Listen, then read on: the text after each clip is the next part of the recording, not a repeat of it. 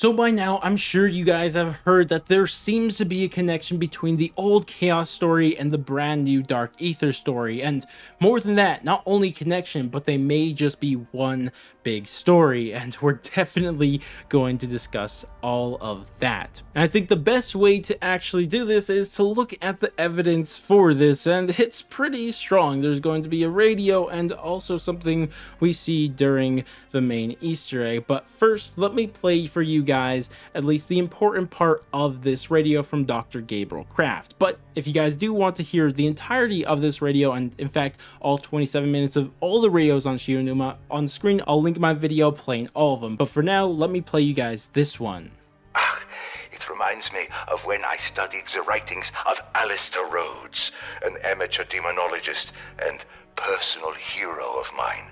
Rhodes wrote about different objects of power that he called sentinel artifacts, but I was never able to find out exactly what they were.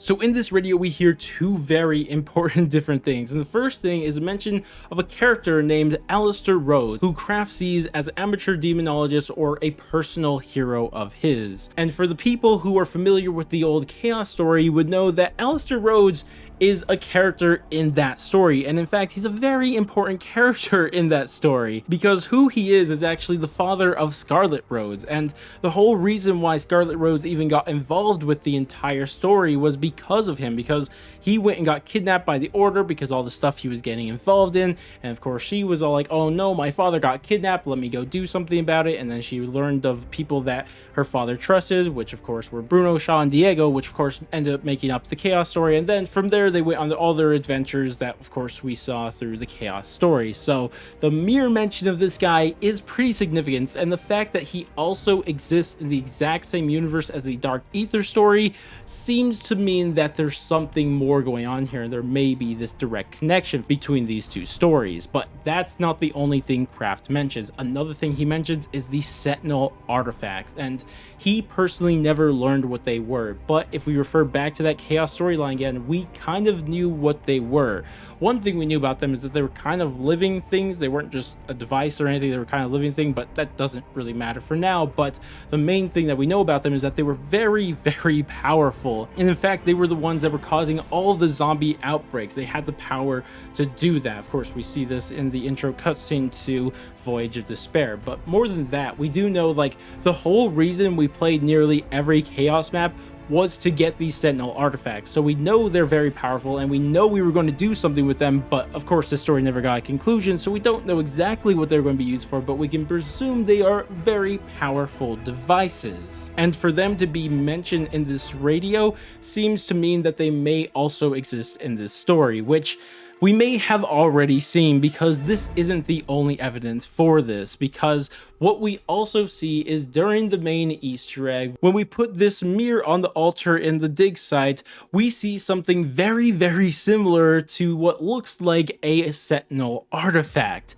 And if this mirror is actually just a Sentinel artifact, but we're just calling it a mirror because we don't call it a Sentinel artifact, because as we heard from Kraft in the radio, he never really figured out what they were. So he could look at this thing, it'll be a Sentinel artifact, but he won't know what it is because he doesn't know what a Sentinel artifact is. And if this is a Sentinel artifact, that is insane because of so many things. One, obviously, it's the connection we've been talking about this whole time, but another thing that makes it even more interesting is that in another radio, we actually hear that Cortifex seems to be the one to have built this Sentinel artifact, or this mirror here. He used it to, of course, separate Zeraxis from her host, and the whole story like that we're not going to get into, but regardless, the main point would be is that he built it, and if he's the one who built this Sentinel artifact, does that mean he's the one who built all of them? And if that's the case, what does that mean for what was going on in that Chaos story? Does Cortifex being the one pulling the strings the whole time? I don't know. So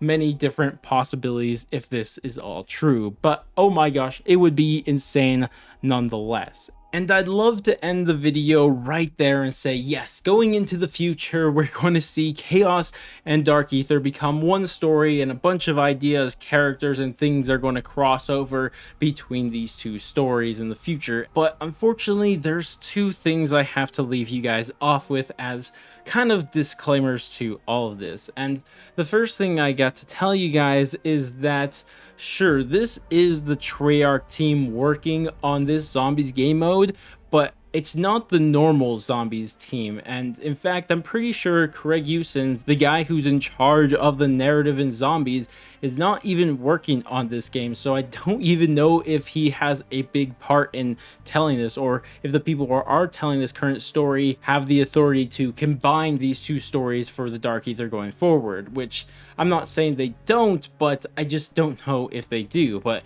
even if we assume they do, or at least they ran it past Craig Usen and he greenlit and said, great, now they're one story, well, I still don't know if it's really going to affect the Dark Aether storyline going forward.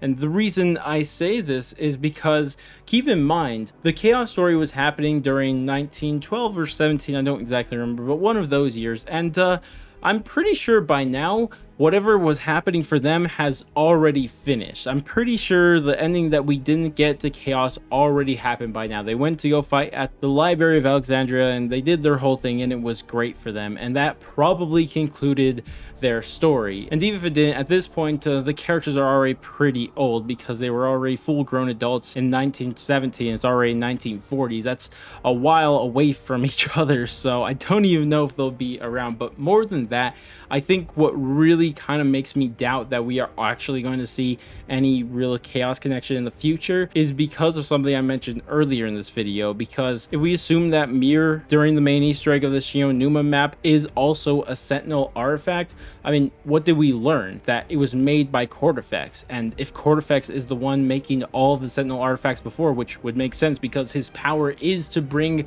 the dead back to life to create zombies, so it makes sense that he's the one who created those. And if that's the case, by the end of this Vanguard story, he's already going to be defeated. In fact, we already know the Forsaken takes over the entire Dark Aether by the time of Cold War. So at that point, there's literally going to be nobody left over from the Chaos story. All the main players are going to be dead because all the Dark Aether entities that had a play in both this Vanguard story and even before that in the Chaos story are going to be long gone. And because of that, I think that it just seems pretty unlikely that it's going to have a significant influence on the story going forward, even if it is truly canon now. And sure, there could be little things here and there like the mention of this radio, but I just don't know if it'll be anything more than, oh, by the way, Chaos is canon in this story now. But I guess we'll just have to wait and see. Either way though, that's going to wrap it up for this video. I'd love to hear your guys' thoughts and opinions on this whole thing. What do you think about these two stories coming together? Do you think they're going to be a significant combination of these stories, or do you think a little bit more pessimistic like me that it's really not going to be the craziest thing in the world? I'd love to hear all those thoughts down in the comments section below. But regardless, that's going to wrap it up for me. If you guys did enjoy the video, I would appreciate if you guys dropped a like, subscribe, bell, share, any of that great stuff. But I'm going to go. I'll catch you guys next stream, video, or whatever the heck it may be, and laters, guys.